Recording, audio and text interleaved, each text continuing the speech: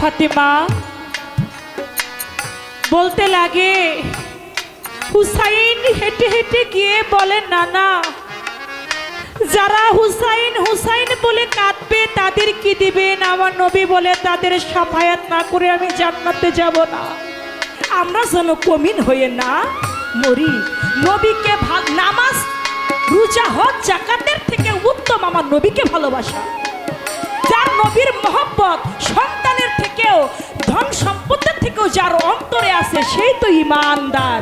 যার অন্তরে নবীর ভালোবাসা নাই সে কখনো ঈমানদার হইতে পারে না। তাই বলেছে, ওরে আমি মানুষ কুলে দিয়া গো জন্ম,